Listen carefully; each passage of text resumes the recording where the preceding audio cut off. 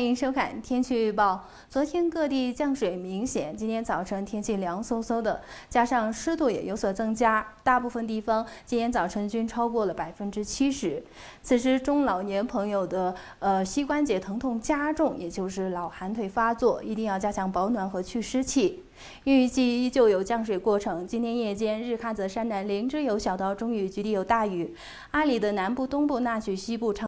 部和拉萨有小雨或雷阵雨，其余多云，局地有小雨。那明天白天，在日喀则南部、山南和林芝会有小雨，局地有中到大雨；阿里的南部、日喀则东部、北部、纳曲、昌都、拉萨会有小雨或雷阵雨，局地有中雨。那预计未来一天，日喀则的东南部、山南东南部以及加里波密、城关区的地质灾害风险等级较高，墨脱仁部以及聂拉木的地质灾害风险等级高。下面请看具体预报。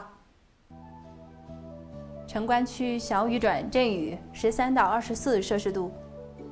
桑珠孜区中雨转小雨，11到18度；帕里小雨6到13度；吉隆小雨转阵雨9到19度；乃东区小雨12到21度；加查中雨转小雨13到26度；洛扎小雨11到17度；巴以区中雨转小雨15到20度；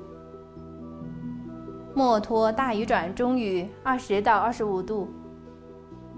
公布江达小雨10到22度；卡若区多云转阵雨12到27度；巴素雷阵雨转小雨14到25度；查雅多云转雷阵雨12到28度；色尼区雷阵雨到17度；比如阴转小雨5到22度；申扎小雨转雷阵雨9到17度；噶尔县多云10到23度；日土多云13到25度；普兰阵雨11到20度。请看其他县镇天气预报。